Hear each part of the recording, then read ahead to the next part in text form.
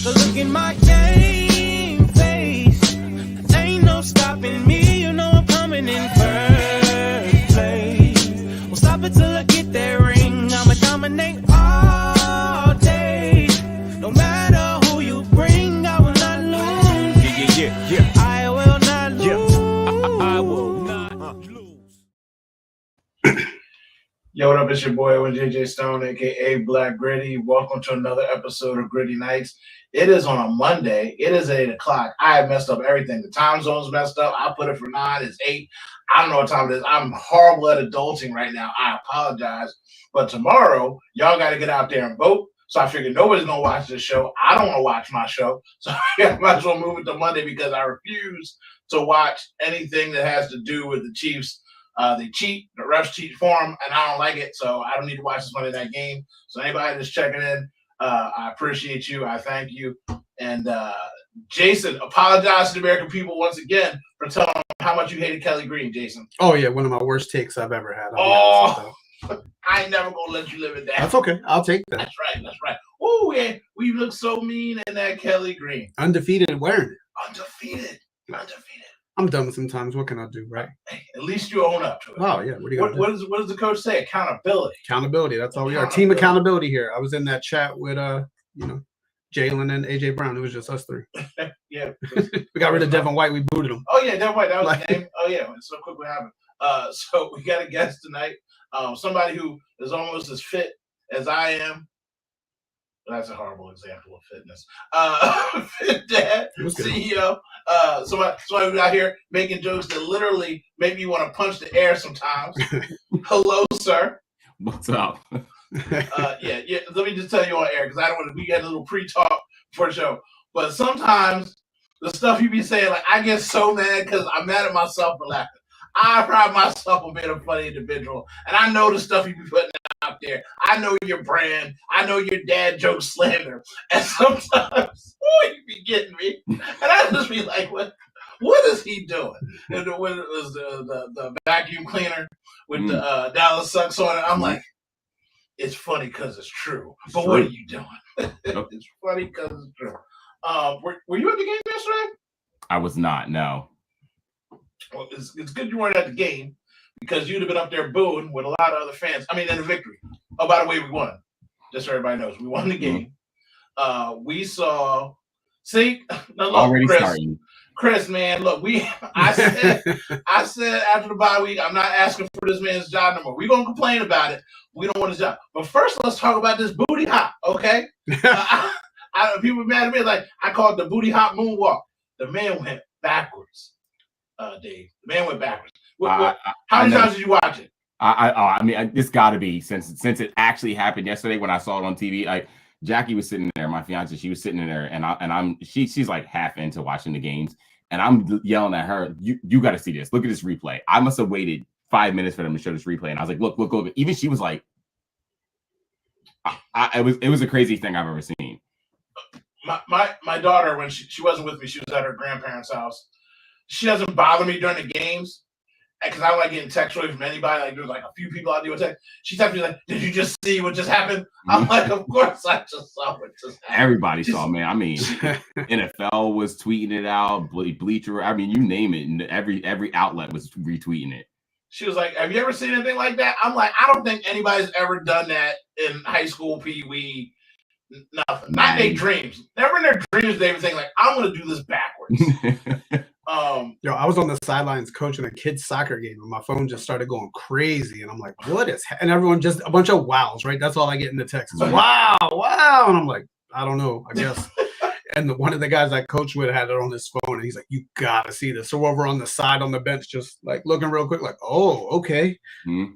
Like these kids are not getting good coaching. No, not during the Eagles game. Saquon didn't bring it in there. He broke real life. He was like, "Yo, all right, give me time out." Yeah. These kids can wait. You got to see these kids. One day you might be an athlete. You know what I mean? The referee's like, "We're awarding him one timeout." Yeah.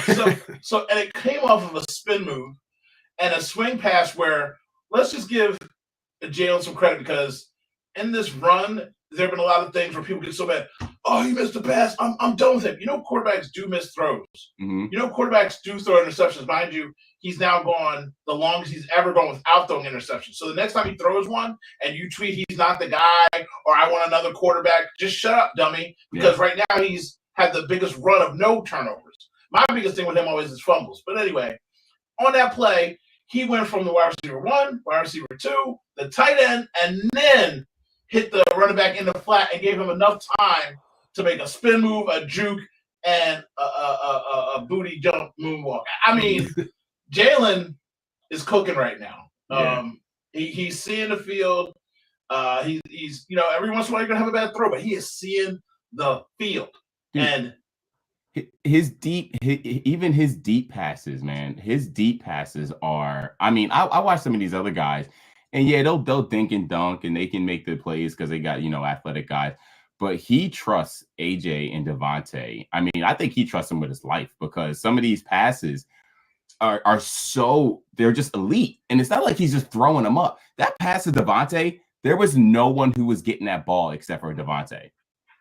And the throw before that, he threw it away. Mm-hmm. And first of all, just a side note, we're going to be all crazy today. We're just talking. Just that's what the show is. We and not Sirianni, we just talk crazy. He threw the pass away. The guy in the stand spikes the ball, and his wife and daughter are freaking out. I'm like, what are you doing? First of all, ma'am, just because you paid $2,000 for those seats, they're going to come take the ball from you anyway. So he might as well get the head live out his dad moment of spiking an NFL ball during the game. But secondly, the second throw, I was like, what is going on? He's throwing the ball away. By the time I formed my mouth to say he's throwing it away again, back in the end zone, like you said, nobody else was going to catch that ball. And it was just like, Smitty is, I always say he catches balls. He catches the most balls that aren't catches I've ever seen from a wide receiver in my life. Because he's always tucking and rolling, and they hurry up with him, and they get to the line. That was a pure dime and catch, toe tapping, drag your feet, knee down too. Like, impressive. But did you see it in slow motion? Like, for the everyday regular, like average Joe, I'm watching this in slow motion last night. And just everything you just described, he's got to reach out one-handed, corral this thing in while making his feet go dead on the field, getting his knee to slide down, got 2 feet in, and still somehow maintains control of this. And I'm watching this, and this is all within about a 5-second slow-mo when he has to go and grab that thing in full speed, catch it, pull it in, drag his feet, go dead on his feet so they drag inbounds. It's just... He's another level. He's hitting another level in his game. Jason, who's a better wide receiver, AJ Brown or Devontae Smith? AJ Brown's better, but I would take Devontae any day. Yep. Like that's like any day, all day. And if I was Devontae, I don't ever want him to, but I'm like, I could probably be a 1 somewhere. So so here's my thing with that. If I were either one of them, I would never want to be a part until one of them is physically declining, because the game does look dramatically different when AJ's gone, but you also got to remember that God is for who's being covered, because they keep each other open more often than not. They keep each other with single coverage because you can't roll to one side or the other, and they need each other. And we live most of our lives as Eagles fans not having a dynamic duo. Stinks and Trash. I mean, love those guys, but they got that nickname for a reason. And when T.O. came, he shut the whole world down. So having 2 guys that just make catches, and then, like you said earlier about Jalen having the confidence to throw the ball, he actually just threw a ball to Dotson. Okay, I was going to say, can we give Dotson his flowers too? Because that catch was pure concentration. Was it better than Devontae's? No. No. It's pretty good. It was the only reason, reason why it's not because it wasn't a touchdown. If you'd have caught that in the end zone, it would have been a touchdown. It'd be a real debate. But the thing is, we talked about this in the beginning of the season. One, Dotson is the leading receiver with interceptable passes. His routes lead to the most interceptions, which is one of the reasons why they wanted to get rid of him. But when he catches the ball, he makes athletic grabs and he goes and gets the ball, but Jalen doesn't trust him enough to throw him those balls. Now you're starting to trust him. Now you give him a chance, and he shows you, like, I'm going to high point this thing. I'm going to muscle this. I want it. I'm going to go get it. And Howie, hey, looked like a guy that you could have got for free because they were going to cut him.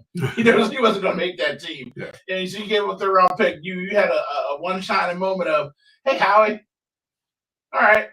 If he does it like 4 more times, it was worth it. You know what I mean? Mm-hmm. Like if he comes up big for us in a big game or in the postseason and he makes a couple catches, it'll be worth it because that's the Golden Tate. The there touchdown versus the Bears in the playoffs. That's the only thing he ever did. Yep. I mean, it'll make it worth it because before that, we were all just like, we got hosed, Tommy. We got hosed.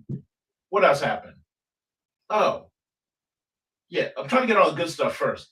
We have linebackers doing stuff. Like Nakobe Dean is really crazy.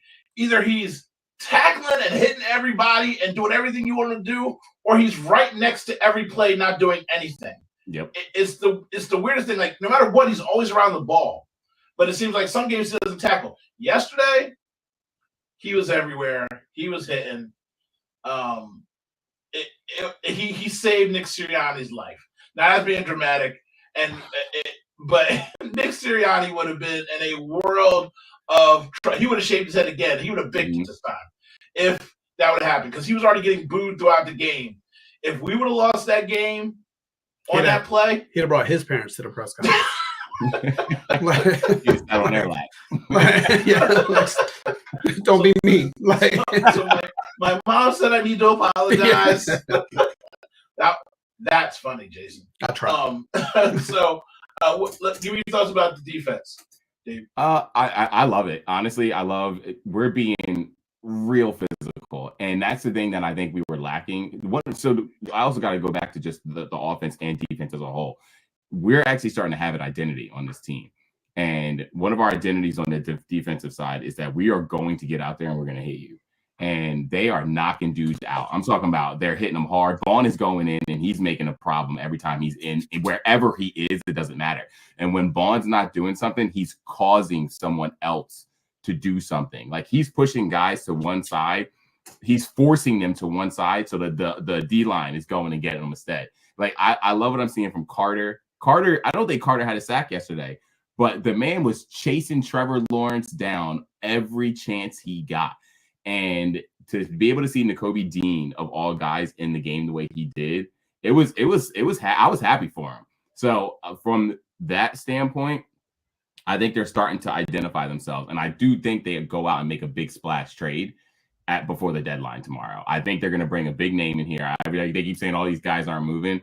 I think Howie sees enough on this defense that he needs to go get one more guy, an edge rusher, to really go to solidify that line, and the league's gonna be in trouble. I just want to Dave Van Clowney. I know that he's not the biggest name, but he's somebody that we can afford, and he's still a dog. And the Ravens miss him. Mm-hmm. The Ravens had him last year, and their point differential has gone down. And he's like one of the main guys on the line that they left in the rotation, and he's wasting away there in Carolina on a 1-year deal. Like go snag somebody up like that. Like Myles Garrett. He's not going to leverage the world for that. And Crosby has got his foot in, foot out. Like, I'd love to have him, but he might come over here and leave. The next week he's saying, I want to stay. Like, yeah.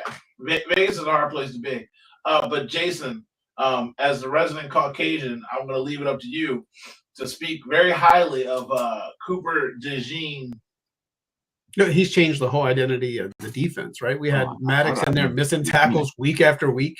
And Maddox had his one play out there and kills us, but whatever. So you can't go for it on 4th and short with DeJean on the field apparently and throw some weak swing pass. He's going to kill it, right? He's one of the top 3 slot corners in the league already since he started, based off the statistics. Stuff that I never thought I was going to see when they drafted him. Another wrong take I had when they took him. I'm like, why do we need a second corner drafted? That doesn't make sense. So I'm going to tell you something that I didn't, and you, Jason, knows this most, but I don't watch college football. This last year, actually last 2 years, once the college kids started getting paid, I tuned back in because I always thought they needed to get paid. I wasn't going to watch. So I've been watching.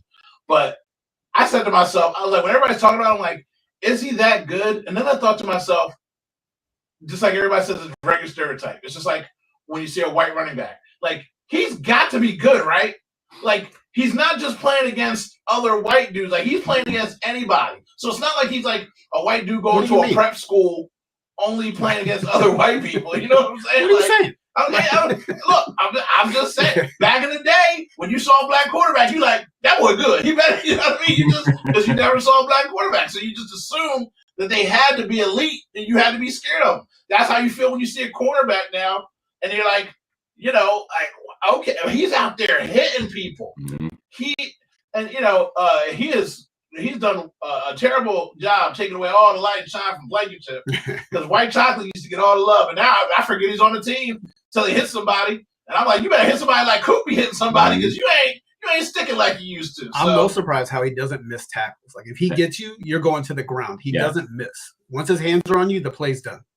And that's everybody. If you notice the last 3 weeks after the first few games that they had those real pitiful tackling games, and we might have won some of them still, but I think Vic Fangio went back and was just like, listen, we're going back to the drawing board. We got to get this tackling done because even the shoestring tackles they're not letting guys go.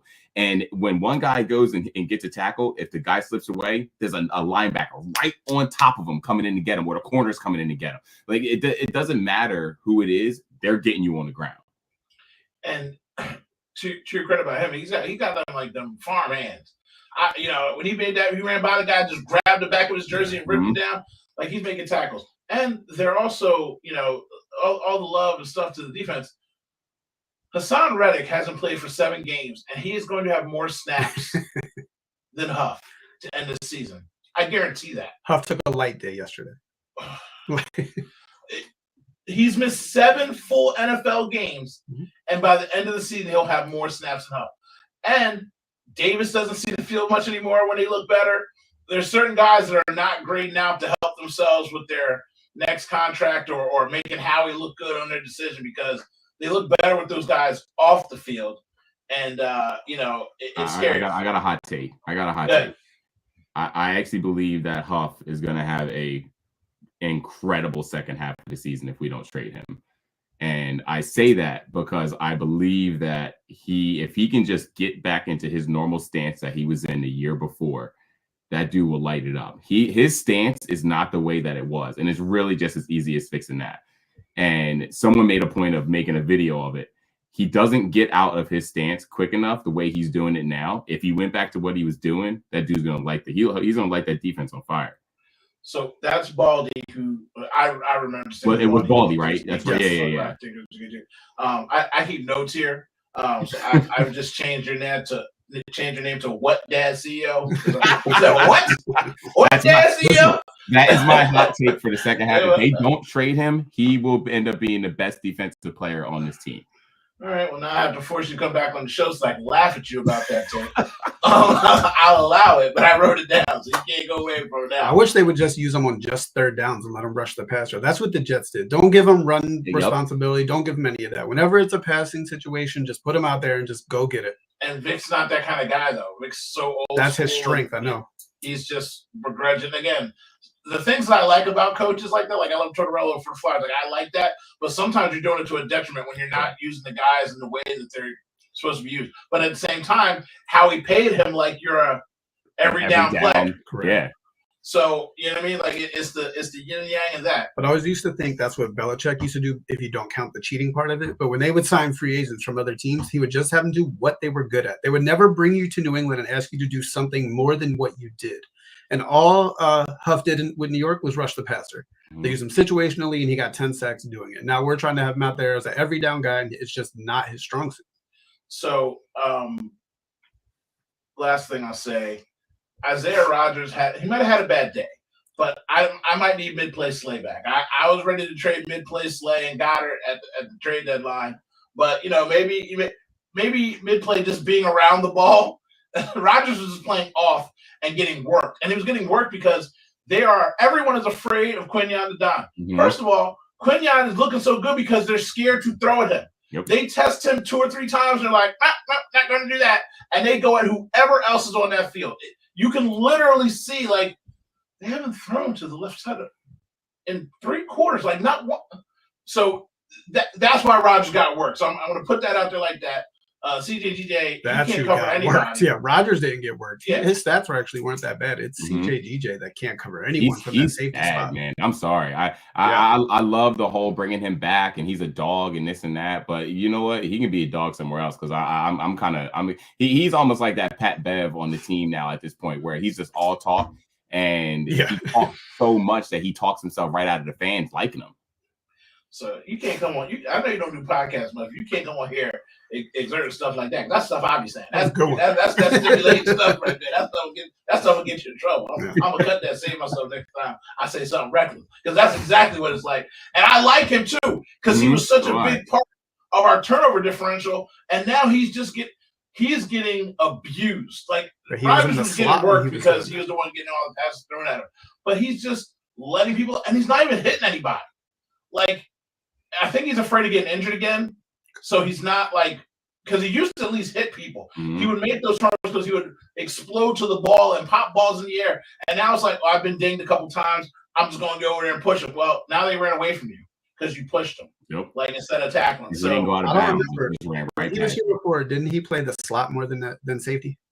Didn't they move him to safety late and then he got hurt? Yes, I believe so. But now you got Coop out there. We got Ringo. We got Cindy Brown. Like, I honestly, I don't know if I think these young dudes in the secondary should be playing more. You know what I mean? Like, and Cooper might be the one to take Slay's spot. I don't know if he can keep up to speed, but he sure does read and react amazingly. So we talked about defense. So I think we've done a great job of avoiding the trap of talking about what everybody wants to talk about because we did all the good things first, did all the positive things first. And we did win the game. Doug Peterson, I had ice cream. Kelly Green. What else was good? That life is good.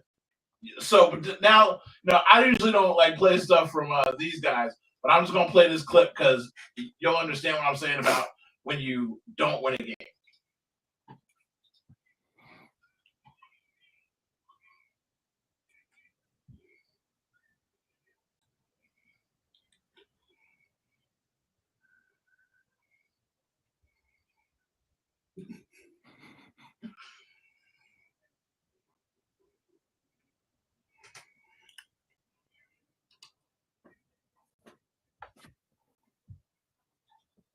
Right. Kate, this is why I keep Kate around. Yeah, Kate, she's our tech advisor. How does Kate... Oh, wait a second. Dave, you can hear it, right? I couldn't hear it. No, I thought we weren't supposed to hear it or something. Oh, I can hear it. We can hear it. Hold on. Oh. It's hard to know that it's not working when we're both listening. Man, that's terrible. Anyway, Nick, it's a bunch of guys saying Nick Sirianni should be fired. I'm going back to this day. I got to cut that out now. So if people listen, watch this, watch intently. Did you hear that? No. You still don't hear that? I don't hear it now. Oh my God. It's a well-run show. This is a terribly run show. Produced by Sirianni. But that's why we got captions. I read all the captions. Oh, yeah, but for the audio podcast, True. Anyway, all the fans came out of that game mad, yelling at Nick Sirianni. Every single fan came out and was like, we won the game, but kick the ball and take the points. Everybody's mad at Nick Sirianni. And why I don't have audio, I don't know, because I'm raging my heart. But it's all good. It's frustrating because we did win the game. But when you're up 22-0, you feel real good about any decision he made. And people say, what was the conversation you had, Jason, on Twitter? Just basically saying that fans were just mad because they didn't get the 2-point conversions. That's why people were mad that they went for it. So I'm going to talk about it first, and then I'll let you guys chime in. When you go for the first tush push, which I believe that he did score on, but they just didn't give it to him, the league gets annoyed about certain things, and they're like, look, it wasn't overtly guaranteed, so we're not going to give it to you. You missed that one? Fine. The second one you go for, Jalen Hurts just landed on his head in the end zone. Your lineman just got undercut in the leg, and he's in the blue tent. You're already down 2 offensive linemen. So why would you run the tush push again, possibly injuring your quarterback, already going up there with a weak line, and then you don't get it? Like, just take the points. The other team has had 11 yards so far in the game, and they've had the ball for 3 minutes, and you've had it for 16. There's absolutely no reason why you should do that. Oh, and we all forgot, by the way, to say that they scored in the first quarter. Woo! yeah, golf clap. They scored in the first quarter. Like, everything was coming up roses. And you do that, and you're like, oh, well, I guess it doesn't matter because they haven't scored yet. And he did kick a field goal early, so it's 10-0. All right, it's 16-0. Okay, it doesn't matter, right? But then he continued to do it the rest of the game, and the points started compounding. And we talk about this all the time. Momentum is a real thing. I know people don't believe it, but if you've ever gone to a game, you can feel when something changes. And when that fumble that wasn't a fumble, that they gave it as a fumble happened, the air went out. Your home crowd has already been booing your fourth down decisions throughout the game now since the second quarter, and the energy was gone, and the energy was wrong. So where are you at on that, Dave? What is your mindset on the being aggressive versus not being aggressive? So Sirianni is going to live and die by being aggressive, and what he said in the post game, it pretty much proved it to me. Yesterday after the game, I wasn't livid, but I kind of was just like, all right, this dude is an idiot. Like it really was that. But then I kind of got talked off the ledge by my buddy Deacon, and he always tries to like rationalize things. So the first tush push that they missed, there was like some clear offsides. There was some neutral zone infractions all up in there, and they didn't call not one of them. And it was like 2 or 3 guys that were over the ball on that. So that's the first one. The second one, I agree with you. Shouldn't have run it. Fred Johnson had just had his legs cut out from underneath him. Also, I got to give Fred Johnson a shout out because he did, besides I think like the first few snaps early on when Hurts got sacked, he did a phenomenal job in that game yesterday. Phenomenal. Yes. Even running down the field, blocking. I mean, he looked like Jason Kelce for a little bit on some of those runs down the field. But like you said, they were light on the line. Hurts had just literally landed on his head that snap before, and he's going to go out there and do it again. And then when AJ doesn't come back into the game later on, he's just the play calling. It's almost like the second AJ goes out, they forget how to play football. I don't understand it. And it kind of scares me because if Saquon were to ever get hurt, and he was out for a couple games late in the season when we really need those wins. Because guess what? We may be at the top of the NFC East with the Commanders right now, but the NFC picture is pretty. We got some good competition. But so if we need to make that wild card or whatever it is, and Saquon gets hurt and he goes out, knock on wood, he hope he doesn't. I don't want them falling apart because AJ Brown isn't in the game for a snap or two, or Saquon's on the sideline. Like they need to get it together, and Sirianni needs to start making calls that are football calls and not Madden calls, like NFL calls and not NFL Madden calls. Jason? Right. So the big talk is obviously analytics, right? Analytics tells you to go and not to go, but analytics doesn't take account that you're playing a bad Jaguars team. Doesn't factor that in, right? So when you're playing the Jaguars, you have a chance to go up 17-0, which is up by 3 scores, no matter how you look at it, or 18-0, which is still 3 scores, no matter how you look at it. And the negative is you go up 16-0, which is 2 scores and 2 points. There's no reason to do it. There's no bonus going up 18-0. Nothing gets better. It's not college football where you need style points to go up in the rankings. There's none of that stuff that you need. So just take the points, demoralize a bad team, and keep stacking like that. Instead, they stop you, and then the Jaguars are like, wait, we're not that far behind. We have a little bit of a chance now, right? And then it happens again, and then they get stuck chasing that 1 point that they lost early. They had to chase it 2 more times, and they just couldn't do it. And it ended up almost costing them the game. And the thing that kills me the most is that Nick Sirianni, like we talked about, we had Chip Kelly, we talked about emotional intelligence. Well, I keep saying he had emotional incompetence.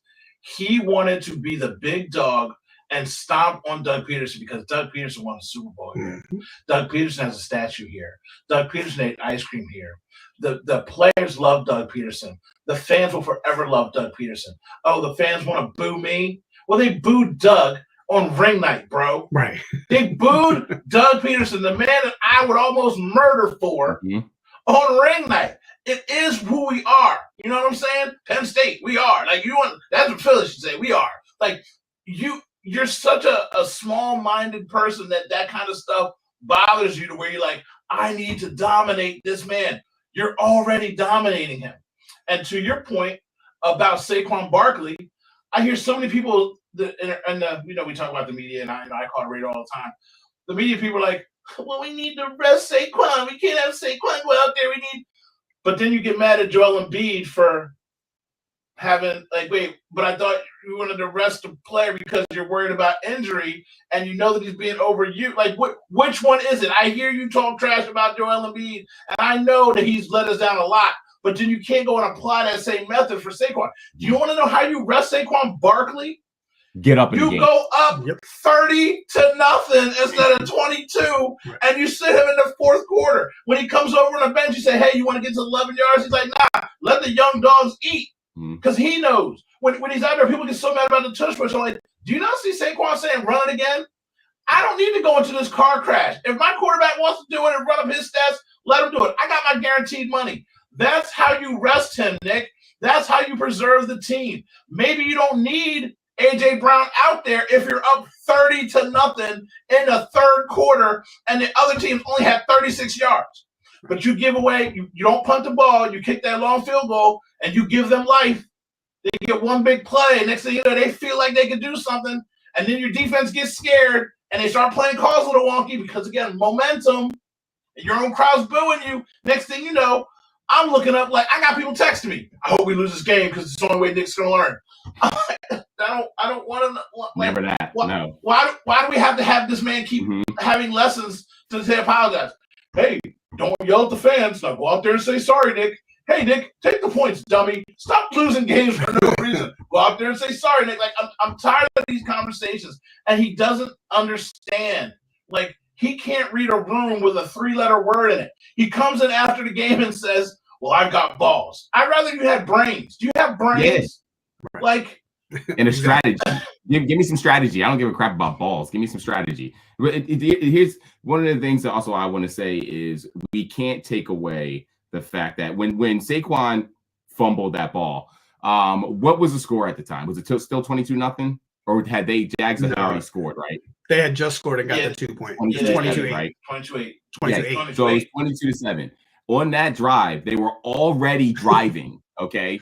They were already driving down the field. Saquon was running all over them, okay? That's if not for that fumble, he's well over 200 yards at scrimmage, and the referee screwed that up royally. And I'm talking about this wasn't like a holding call or something crazy. This was clear evidence that he got tripped up, was down by contact, and they still let that play go. They went back to New York and reviewed it and still let that play go. I'm telling you right now, if that would not have happened, and I'm not giving Nick any credit or taking him off the hook or anything, we would have beat that team by at least 20 points. I'm telling you right now. And they would have never scored another point after that first touchdown, because I do believe our defense does not let up stuff anymore like the way they were doing, because I think they just got their heads out of their butts, honestly. And again, that goes to the momentum of the game, the momentum of the sport. Like, one thing happens and the whole game could turn around on you. And if you would have had those additional 9 points, it wouldn't even have mattered, because they would have been down so far. But like, when they went for 2, when they wanted a touchdown, they didn't go tush push. They just went regular old quarterback sneak. Boom, in there. When they wanted to go get their 2 points, they just passed the ball. They lined up like they were going to run, pass right over the top. Sometimes you got to have another play to run. And you could visibly see Kellen Moore say, what the F, on the second tush push. Like, he was angry because, again, Nick Sirianni asserts himself. Now, Shady McCoy, also we didn't discuss yet, congratulations to him, Eagles Hall of Fame, Eagles best running back of all time. Saquon Barkley is like, look, I'm only here for 3 years. I'm not here for a long time, but I'm here for a good time. Let me challenge this man and start out with the booty moon hop. So shout out to him on Kelly Green night. And you sit there and you're watching the game, you're like, well, man, if the team just did what they were supposed to do, it wouldn't even be an issue. We got a great night. We got the Kelly Green. We got everybody so juiced up in that building. Everything was going your way. And you take away from that with just incompetence. And you make your players feel bad about it. Now, apparently these guys love Nick, Lane Johnson walked off the field, was like, boo, put his thumb down. They all kept talking about they should have scored 40 points. Jalen almost did the thing because he doesn't like Nick Sirianni. He almost said, play calling was an issue, but he did not. But Nick Sirianni says, I'm still involved in the game. Well, Shady came out and said, I know for a fact because I've been touching that building. Nick has his hands in the offense. Yeah, he does. And I say, you know what he does? Probably in every week's preparation when he can go into meetings and say on the first 15, that's why we haven't scored in the first quarter. I fully guarantee that Nick's like, well, let's do this and let's do that. And then Colin's like, all right, let's let the kid play with the controller without it plugged in. And then we'll go do what we need to do in the second quarter because that's how it feels. So Nick inserting himself in the spots and making jokes, I called that play on defense. Why are you putting that into the media, stressing out your defensive coordinator to even have to answer these questions? Like, he just doesn't seem smart. And when Shady said that, he said it with such conviction. I'm like, well, that's what's wrong with the offense sometimes then, right? Because you could literally see Kellen Moore was like, why are we doing this play right now? And he didn't want to do it. He couldn't hold it in. And he was happy the whole first half. He's up there chest bumping, running down with Nick doing the high fives. Nick has to get out of his own way. He wants so bad to be the main character. Bro, you're the villain. You're the villain. You know what he is? He's every kid in a superhero movie where the dad says, just sit here and don't move. And they get up and say, but I'm going to help save my dad. And next thing I know, I got to save the planet and the kid. And I'm like, come on, bro. If you just stay there, I'm going to save the world. How'd you even get up on that rocket ship? Exactly. And that's what he's doing. And it's driving us crazy. So I got a good analogy for that. So as a content creator, I get brand deals and stuff like that. And sometimes when I get these brand deals, everybody wants to put their hands in the pot to justify their job. And one time I had this brand deal where this legal team just wanted to keep jumping in with these stupid suggestions, and they were making the campaign that I was doing even worse. And my manager goes, everybody has to try and justify their job. And I feel like that's what he's doing to a certain degree, and he's making the situation worse. You don't need to justify the job. You got it. You got it off of your merit. You have 40 wins now. You don't need to keep justifying your job. Take your hands out of the pot. Let your guys cook. Let them do their thing. Stand back, and you just make the big decisions when it's necessary. It's almost like they're taking the weight off his shoulders, and he keeps trying to put it back on for some reason. Let them do their jobs, and you make the hard decisions when it comes time for that, which should only be about 3 or 4 times in a game. Honestly, it should not be every single down that you're sitting there going, hold on a second, what are you doing down there? No, let them cook. Jason, see, this guy, he be out there making dad jokes, taking his shirt off all the time on the internet, making these cheesy jokes, and people don't think that he's a savant or some kind. He just gave a great analogy. You know what I mean? Got to justify your job. Jason, you should justify your job because that was a good take. Right? Don't lose your job, Jason, because you can be replaced. You know what I'm saying? You mess around and get replaced. Don't let it happen, Jason. I like the brand deals flex too that he just threw in his analogy too. Hey, just let it out there. I was waiting for BG to say something about that. It's a good flex though. You know what? I'm just jealous. 2 things. 1, you were cooking. Yeah. You know what I mean? You were cooking. I'm gonna let you slide. 2, I might need to borrow some of that extra brand equipment you got going on right now. I'm thinking that we start hanging out, I come over and start shopping. I know how brand deals work. Listen, Jason, look at my closet. Yeah. You see all the electronics up there? People like, I need a motherboard. I'm like, I got a motherboard. Need RAM? I get different kind of brand deals. I got a lot of parts around here. You know what I'm saying? So I'm gonna let you slide. But it also reminded me too, I got a job to do. This show is brought to you by, I forgot we had a sponsor. I did it last week. I didn't say it to the end of the show. I'm a terrible person. But the brand flex reminded me. So let me go ahead and do what I'm supposed to do right now. Teamcalendar.com. It is absolutely free. If you like sports and you want to follow your team, all you have to do is go to teamcalendar.com. Hockey, baseball, basketball, football, WNBA. They also have a playoff mode. You go in, you select the team you want, you hit what device you're on, your iPhone, your Google Calendar, your Outlook, whatever. You click it, it puts everything in your calendar, color-coded so you know when every game is, what the time is. Everything is set right there for you. You don't have to put in an email. You don't have to put in your name. You don't have to do nothing. There's so many things where people go out there and they tell you they got a sponsor and it costs you money. This costs you absolutely nothing. It is free. Teamcalendar.com. Send it to your friends. Send it to your family. Send it to your uncle that keeps asking you what time the Eagles play. Tell them, look at your phone, pop. Stop calling me. I put it in your phone. Take people's phone. Go to teamcalendar.com. Click the buttons. Hit it. Boom, it's in there. You don't need to know their name, their email, nothing. It's absolutely free. Why wouldn't you do it? You look stupid not doing it. I appreciate you for going there and just clicking on teamcalendar.com and doing it. It's useful. It's free. It is free. You not understand what free means? Free means free. Go do it. I appreciate you. And so this is teamcalendar.com. Now, Mr. Fit Dad COD, when I see you in life and I check your calendar, it better be lit up like Christmas tree. That's all I'm telling you. If your calendar ain't lit up like a Christmas tree, brother, you and me going to be having a Joel Embiid, Jason Kelce issue. Let me flip to that real quick. So let's start with Joel Embiid. Joel Embiid hasn't played basketball. I haven't watched a minute of the Sixers this season. No longer a season ticket holder. I don't plan on spending any money except for a Maxey jersey because he can do no wrong. He is the joy and sunshine of the Sixers in my life and my heart. And my daughter wants his jersey for Christmas, so I will allow that. If I don't get tickets for free, I'm not going. I'm not watching her at full strength. I understand injury. Joel came out and said, I've done so much for this effing city.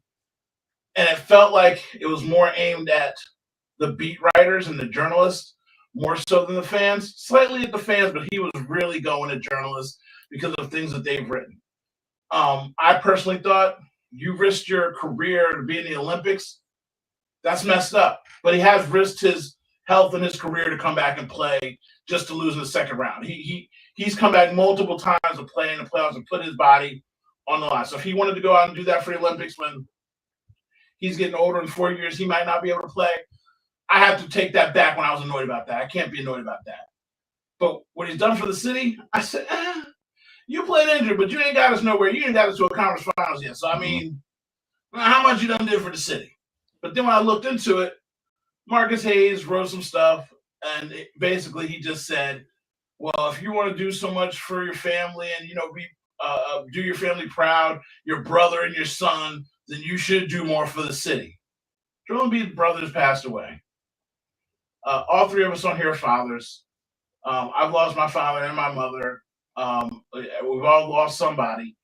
But when you have somebody that's really close to you and you're vulnerable enough to open up and speak about it at his MVP award and other moments where he's talked about his family, to write that you're not making them proud over basketball, which is his job, that he still goes out there and does. It's like, oh, you didn't deliver the mail on time. You're not doing your family proud because you took off from being a mailman. Like, what does my family have to do with me calling out of work at McDonald's? Like, I know it's basketball, but, like, why would you bring up family? A young child under the age of 3, a brother who's passed away. Like, even if you want to say, their parents didn't raise them hard-nosed enough or something like that, maybe I can understand that. But to attack this man in that way, I have no respect for the situation. Now, Joel shouldn't have put his hands on him, but I understand. That's all I'm going to say. I understand. Like, Dave, what are your general thoughts about that? I mean, it's kind of like two things. One, Marcus Hayes, somebody said Marcus Hayes is a clown. He is. He's done this before. He loves trying to bait these guys into arguments like this. And I think this is exactly what he wanted. I think he wanted this to happen. He knew he hit a nerve with Joel. And I thought Joel was also speaking to the fans at first until I found out what the article was. And when I heard about the situation on, I guess, what was it, Friday night when it happened, I just thought to myself, he's lucky he didn't knock him straight through one of those lockers, honestly, because you can't just go around, you can write whatever you want to write, but that doesn't mean there's not going to be repercussions for it, whether it be, him speaking out against it or him doing what he did on Friday night. You can't just go around talking about somebody's family like that. And a lot of people are like, oh, he took it out of context. No, he didn't take anything out of context. Marcus Hayes wrote that because he knew it was going to piss him off. And he's been one of his biggest haters So I don't feel bad for Marcus Hayes at all. And yeah, maybe you shouldn't put his hands on him, whatever. Some people say that he shouldn't have. I don't have a problem with it, to be honest. I thought he should have knocked Marcus Hayes out, to be honest. And I don't promote violence, but that the dude has been hurting for a beat down for quite some time, and that's where I'll leave it at that. And frankly to you, Jason, I'll just say, just for people who haven't read, there have been multiple references and articles of how the situation went down. Basically, Joel made his speech about what he's done for the city. He called out Marcus Hayes directly about the article. Marcus Hayes hadn't showed up. The next night, Marcus shows up because, he called his name out. So he goes in there to talk to Joel. And mind you, the paper had redacted that paragraph out, and they had subbed out the picture because they had a picture of him and his son up there too. So they dubbed that out before Joel even said anything, because they knew they were wrong, because they had already heard rumbles about how they had set people up to be angry. So he goes in there to tell Joel, I'm sorry. Well, again, he's a habitual line stopper. He's done this thing multiple times. Your apology rings hollow. So he goes to give an apology. Joel basically says, I don't accept your apology. Keep my family's name out of your mouth. If you want to say I suck, fine. You want to say the Sixers suck, fine. If you want to say anything about me and what I do in this quarter, what I do in my life, feel free to write it. But do not say anything about my children and my family. And Marcus Hayes was like, well, they're in the scope of whatever. And if I want to write something that's relevant, I can still write it. And then Joel said, okay, well, the next time you do that, I can't be held responsible for what I'm going to do, because I'm going to do something. And then he got close enough to him, to Joel pushed him off. Security comes. It was a push, not a punch. And that's pretty much where it goes. And that's going from a lot of guys to PHLY who were there in the room. All meanwhile, Maxie's just sitting there like a child in an abusive relationship. Like, when's my interview going to start? I just want to get out of here and go home. I don't like it when Daddy's fighting. So, he had to sit there through that. And that's pretty much how the situation went down. So just Jason, one more thing about Embiid's comments also too. He can't. I can't take him off the hook, because he can't go around saying I've done so much for the city. Yeah. He's put himself on the line plenty of times when he was injured and all this other stuff. But there were times where he could have come into the season healthy as well, and he hasn't. There were times where he could have made better decisions on some of the things that he did, and he didn't. And we've only made it to the second round with a guy who's basically played like an MVP for 3 years. He was an MVP for one of those years, for 3 years straight, and we cannot get out of the second round. And yeah, Boston Celtics are good and this and that, whatever. But the dude is a straight up MVP almost every single season, and we just can't seem to get out of it. So no, you have not done anything for this city except for piss us off, to be honest. And the last thing he did for the city was when he was out there playing basketball and buying people beers at the bar. Yep. It's been a long time since that goodwill you bought, Joel. Jason? So Marcus Hayes is a clout chaser, right? We all know that. He wants to be Skip Bayless, but he's just a newspaper guy. Like, it's not, he can't find the big gig. There's a clip circulating around, if you want to know what type of guy Marcus Hayes is, where they were talking about the Flyers do a dad's night out where all the dads go to the game. And he drops a line like, oh, I guess it's good they don't do that in the NBA, trying to talk shit. So, and sorry to curse, that's my fault. But because black guys don't have fathers. Right, like what a trash, just something to say like that, where you're just trying to push the line. And I'm obviously not in those locker rooms. From what I read, Marcus Hayes isn't there every night. He's not normally in the locker room because he's not a beat writer. So he went there to apologize or to get close enough so Joel could do something to him so he could his name out there one more time. He went there to cause an issue, right? Yeah. He went there, probably apologized with like a little smirk on his face or something like that. And then, Embiid got triggered. I'll tell you, if you said what Embiid said to him and then he came back with like, oh, your family's involved in the scope, the punch would have went right away. Like, it would have just been like, well, now it's over. Like, I'm in it now then. We're not going to be able to settle it. I'll settle it myself then. And violence isn't the way, but sometimes it might be. And I get that Joel's in a work environment. I get that he's a professional. I get that he gets paid $200 million. I will tell you right now, I have a family member who, when I was younger, did a lot for me. He has a little bit of a drinking problem, but he's always been a good guy when he's not being drunk. He said something about my child, who was 14 years old, and my daughter's now 17. I haven't talked to him in 3 years. And out of respect for his mother, I didn't fight him. I don't know if I would beat him or not, but I just said, look, you know what? We can't talk anymore. And he's tried to reach out. And again, he's been a good human being to me. But once he said something about my child, his family member, bro, I can't have anything to do with you. Like, I just, Like you could talk about me, you whatever. We've grown up together. You know, he's 55, I'm 45. Like I mean, he's like an older cousin to me. But once you stoop to talking about children, like I can't condone and or tolerate it. And it doesn't matter where I work at. It doesn't matter what I'm doing. My father's passed away. I'm really weird like that. Like Jason, we went to high school together. We be on the school and people be talking your mama jokes. And I can do mama jokes all the time. My mom was a terrible person. I don't really know my mom. So I be yo mama in all day long. Somebody say something about my dad, my hands will clench up like Arthur. I'm like, oh, my dad's done everything for me. Like you, because nobody make dad jokes. So somebody say something about my dad, I'm like, ah. So you can't do that even when you're in a workplace because you feel truly insulted. You're a professional grown adult who has written for multiple columns on multiple years. You knew exactly what you were doing when you wrote that article. You're not a 21-year-old on a blog, you know what I mean, that just got in the game. You're a grown man with 20 years of writing experience, and you've habitually line stepped, and especially with people of color. Like I said, I was going to bring up the hockey thing, but he did say that. And the rest of the crew just sat there in awe of the man saying it.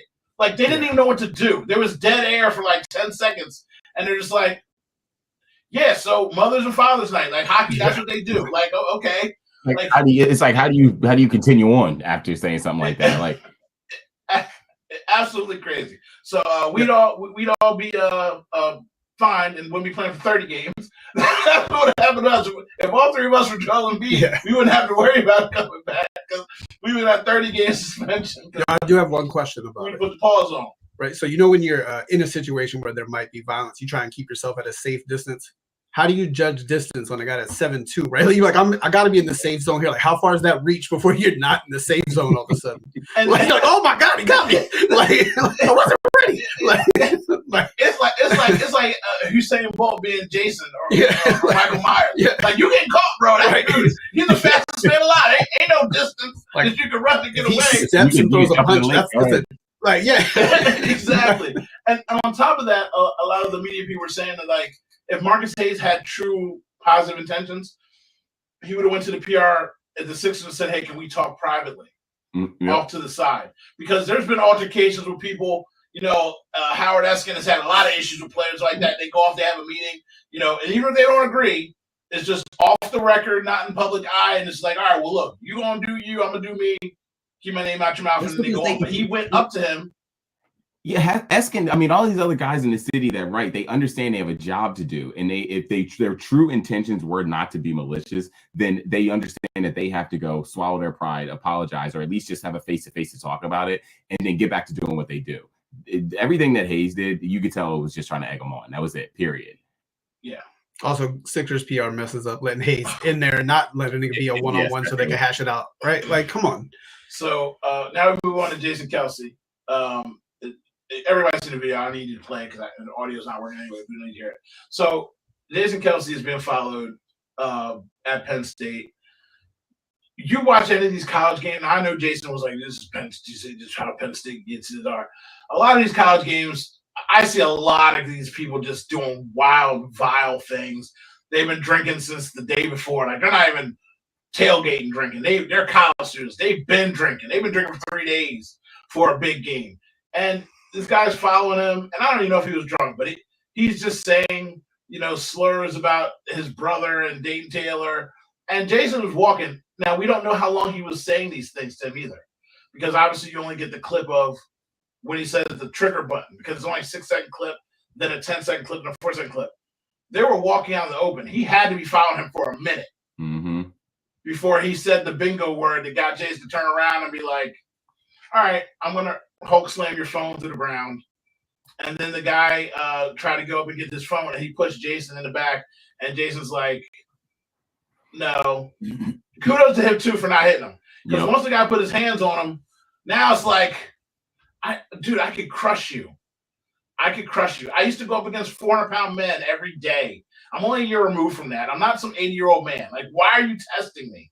Oh, because you want to go viral on social media because I've got a name and I've got a brand and you want to have a moment. You could have had a moment saying, hey, bro, I've been trying to find your beer. They don't have it out here. Can I chug one with you?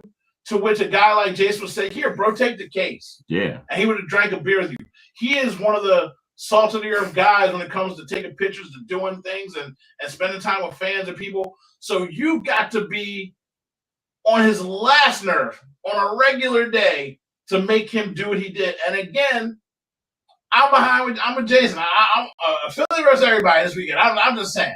I said this on my little short video.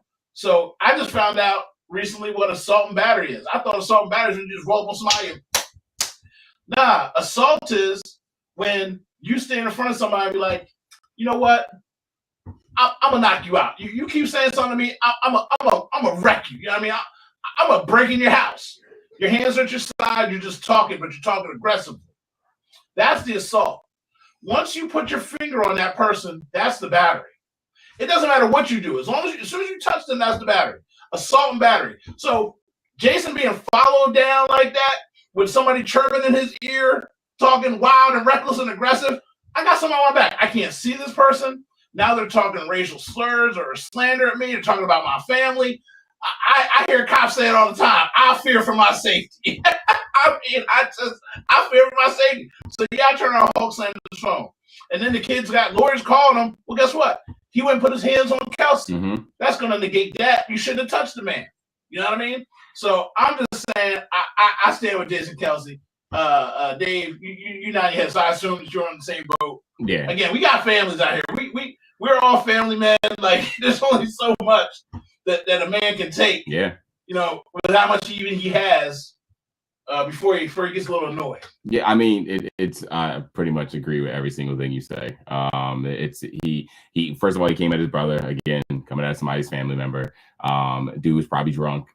You know, Jason turned around. Dude, he again took his phone, smashed it, hit guy, put his hands on him. There, that was it. That was the end of the story. He's lucky Jason didn't knock him to the next city. You know what I mean? So it's just people just do things, man. It's this whole like viral thing. It's just got people feeling like bold and brazen, and it's this generation, man. It's that second it happened. What did you see? Everybody's phones are out. Everybody taking their phones out, trying to get a video of it. It's crazy. So yeah, I stand with Jason. I don't think he should have apologized tonight. I saw that right before Monday Night Football, and I was like, I don't know what you're apologizing for, man, but they made him do that. They probably did it just for legal more than anything else.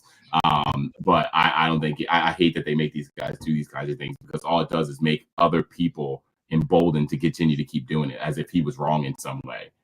So, Jason, are you going to apply for the Jason Kelce security detail? No, because I would make Jason Kelce handle all the issues, but I'll point the people out. That's what I would do if I was with him. Like, it was that guy, right? It was that guy behind you. I saw it. I got it too. So, I'm on it. Like, get him. You feel like you pulled your phone out. No, he only at this point I actually have to rough up. Yeah, you just make sure I don't beat up the wrong innocent guys. Yeah, we don't need any of that. That's the real problem. You know what I mean? When you get into a fight with the wrong guy, you know what I mean? Now my guy, he points out the right person. Who yelled at? Third guy to the left, fourth row, seventh down. Right, like we don't need like malice at the palace when we went after that first guy who wasn't the guy that threw the beat. I'm like, no, Gio's back. Get him. That's the guy. Yeah, hey, you might actually have a job. That might actually be a business plan. Yeah. You're right. You know what I mean? Get it right, security. Here's what's crazy about it is that this is not Kelce's first time being around drunk people. The guy does bar stuff and all that type of appearance all the time. So I'm sure it's not the first time somebody said something about him or his brother when they're out. So that guy must have been following him for quite some time, yelling that stuff while he was recording, right? Long enough that other fans had their stuff recording as Kelce was walking to, and just, finally he got to that point. Everybody has that one point where you're like, yo, if he says that one more time, I'm turning around. And I know I shouldn't, but I'm just going to have to do it. And for the most part, when he's working, and I don't know if it was in a working capacity because he was there but it was ESPN. Yeah. When he's working, he doesn't drink. Right. So it's always the thing of like, oh, he was out there dancing and with the velour suit. He's like, I'm totally sober. I wasn't drinking. Right. And you can see him at the tailgate giving away beers. He wasn't chugging any beers. Right. He's promoting his brand. Yeah, he didn't drink one beer. So he was out there with the beer in his hand. So it's not like he was wasted drunk. And there is only so much that somebody can take listening to other people. I pride myself on I got time today. You know what I mean? I let people talk a whole bunch of stuff, but some days I got time. When I got time, it's now a problem for you because now I got nothing but time. And it's not about being the biggest or the baddest, but if you don't protect your family, nobody else will. You're the first line of defense as the man of the house in your home, and some things just get you. And those guys, Kelce brothers are brothers for real. Like those are bros. I mean, the moms out here wearing half a suit, they protect their dad because he doesn't want to be in the limelight like that. Like they are a close-knit family from middle America. And obviously he's staying on business too. They're not playing no games. Also, the guy's comment was so stupid as well. What's the worst type of trash talk, right? Like, what does your comment even mean? Like, how does dating a girl make you feel? Like, doesn't make sense. Like, right? Like the opposite of that. Like, come on. That's I don't know what you're talking about. So, two things, and then we're going to get out of here. On Saturday, I will be with the PHOY Flyers crew at Screwballs to watch the Flyers take on the Panthers. It'll be in King of Prussia. It's a live watch party. Link will be in my description, all my stuff. You can come out there and hang out. And you should do that because I don't talk about the Flyers. I just watch Flyers. Rookie of the month? I don't. Yes, Rookie of the month. I don't have enough. I don't have the capacity for any more heartbreak. That's why I'm not watching any Sixers games right now. I don't need anything else to frustrate me. The Sixers broke my heart. The Phillies broke my heart, and the Eagles have just got my blood pressure. So I don't have any more capacity. So I'm just watching the Flyers and enjoy it, and you should watch them too. But it's Dallas week, and Dak Prescott has a hamstring after saying Dallas, we suck. Called on camera saying we suck. Mike McCarthy is slamming the Microsoft Service tablet. They have no running back. They have nothing. CD Lamb's hurt out there, fake trying to catch a pass, still injured. And it is absolutely a great time to be an Eagles fan playing those Cowboys, except for Cooper Rush's quarterbacking. I think Cooper's actually better than Dak right now. Dak seems broken. Dak is the highest paid quarterback. He's engaged now to his baby mama. And we all know what happens when you get a woman in your life. Your legs get weak. You know what I mean? You start acting a little funny. So I would have much preferred to have Dak than Cooper Rush. Cooper Rush came in relief for him, walked right down the field and scored. I don't like that. So, Dave, how you feel about the Cowboys? It's Cowboys week. It's bleak the Cowboys. Dallas sucks. All that good stuff. Listen, it's not Dallas week anymore. I can't even give them the respect because it's not. We might be playing the Cowboys, but it's not Dallas week. And I'm saying it right now, and it's not like we jinxed or anything like that. They're going to beat this team. They're going to beat them handily, and I think it's going to be a beautiful win. I'm going to be in Disney watching this game, and so I want to be able to enjoy the rest of my trip, knowing that the next Thursday game coming up, they also are going to walk in and try and win that game too. But I'm not. Cooper Rush doesn't worry me. They do have a tendency to make these no-name quarterbacks look good, but the thing is, they got no CD. Probably they say it's probable he'll play. Dak's out. They're even considering putting him on IR at this point. Their defense is just Swiss cheese. I mean, you honestly think they're going to stop Saquon with what he just did? They're probably shaking in their boots. I can listen to the podcast to see how the defense is going to hold up this week. Yeah. They're saying that Micah might have a chance of playing also too, which will kind of clog that middle a little bit. But again, still doesn't really scare me because the rest of the defense is just pitiful. They're just going to have him going outside, and if they're smart, they'll have Hurts throwing to Saquon a little bit more on those wheel routes because those corners can't do anything to hold him. They can't stop him. Or should I say those safeties aren't going to come up because they got nothing. Their hands are going to be full with AJ and Devontae and now Dotson. So I don't see this defense being able to hold us, even if that Cooper Rush does get a touchdown or will drive down the field a couple of times. Jason? Yeah, I mean, for years, Dallas would give us problems. Dak always lights up our defense for some reason, so now we don't have to deal with him. We had to deal with Zeke running through, making plays, hurdling guys a couple of years ago, and now Zeke can't even bother to show up for meetings on time, and they're talking about maybe releasing him. They got Dalvin Cook, who was washed 2 years ago, right? Rico Dowdle, what's he like? He's not the short guy, but I mean, he's okay. He doesn't do anything. I agree with Dave. This is not really Dallas week anymore. There's not much trash to talk. There's not a big rivalry anymore. It's not a thing. There's only a rivalry when it matters. Exactly. See, first of all, I'm taking both y'all phones. I'm Hulk smashing them into the earth. Okay? Because guess what? when we go play the Cowboys and we don't start anybody because it's week 17 and we're rest for the playoffs, and they come into our house and put 55 points on us. Oh, it's Dallas week then. It's Dallas week then when they want to run up points on us, and I got to explain. Well, bro, 42% of my team didn't start, and don't nobody care. All they bring up is, oh, they want your house to put up 55 points. Nah, bro, it's Dallas week.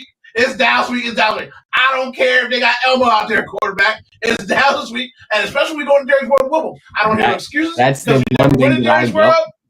And so it is Dallas week. I want all the pageantry. I want all the, just because you suck at life, you're not taking the joy away from me because you're a dumpster fire. Because when we got problems, don't nobody care. It's we beat the Eagles. We beat the Eagles. Nah, bro. It's Dallas week. Take this spanking. Okay, and let me tell you something else. I've had breakfast with Michael Seahawk, Dexter, if you don't know who that is, and I survived. You know, I've had drinks with MC Hammer. Okay, flex. I mean, I'm just saying, this guy out here just flex. If I flex on all the things I gotta be flexing about, I'm fat, Dave. Okay, you know what I mean? You fit. I'm fat. I can flex a lot with this. You know what I mean? I don't know what's the biggest flex though. Is it Michael Seahawk or is it MC Hammer? It's all the flex. I got a whole list of flexes, Mr. Disney brand CEO, flying across the world, movie premiere of the year, taking your shirt off, showing your back muscles at 42 years old with your little dad jokes. No, see, this is why you ain't on podcast. See, this is why you ain't on podcast. You come on these little regular homegrown shows and y'all here flexing with your 2 billion followers and your little attitude. You know what? I got lotion too. I don't use it all the time. I'm not tired like you, but I have the lotion. Jason, pass me the lotion. It's right there on the desk. Go ahead so I can show it to you. I don't like what this conversation is. Hey, look. I got baby oil, but I ain't even sharing because the thing I can't use baby oil no more. You know what I'm saying? Look, I ain't using no more. The whole bottle full. I'm scared. I don't know what's in it. You know what I'm saying? Brand deals with Johnson & Johnson not today. Right. So now I'm ashy, Dave. I'm scared. You know what I'm saying? But you guys got all these good flexes. Tomorrow, this will be my flex. Talking about this podcast. My big flex. Who I was on the podcast with. There you go. You're like, we brought up baby oil. I don't know. I gotta step my game up. Right? I'm ashy, Dave. I'm just saying I'm scared to use it. I might as well throw it away. I'm not even joking. Jason says something. He's like, why is this just sitting up here? I'm like, I need to just throw it away because I'm never going to use it again. Yeah. I don't think anybody can use it anymore. I think everyone looks at it and they're just like, I'm like, look, your baby's out here like, nah, I'm good. I'm good. You could go to a friend that has a baby, and if you see that, you're like, So yeah, again, VinDad CEO, he's on the Instagram, the Twitter, the TikTok. He's doing all the fun things, all the fun brands. He's traveling the world, not taking nobody nowhere. But one day, I too will plan on being a fake cousin. I'm gonna roll with him. Oh, you know what? Hey, point about security. Dave, you might need security. You getting pretty big time, bro. You might need me to travel with you. You see where I'm coming from? That's what we do. No. I want him. I want him for my security. I got it. Okay. You see Cooper the Gene one time. Now you're going to switch up with somebody. Okay. I see how it is. Again, thank you everybody for watching. You can find all the links in the description. The Spotify, the YouTubes. Click something to make yourself useful. Teamcounter.com. We appreciate you. And another really nice. Go vote. Oh, yeah. Vote. No matter who you vote for. No matter what you're doing, vote. If you don't like the big top, go for the regular local guys. Those are the guys that matter. Hopefully you know somebody in your little community or a congressman or something. Just vote for something. Make yourself useful. Or don't, because it's also your right not to vote, because this is America, and I can't tell you what to do. Freedom of stuff. But vote. Yeah. All right. And Dave, don't go anywhere. They got a credit roll thing, and then I got to make you sit here for 2 seconds. So just hang on. We're out!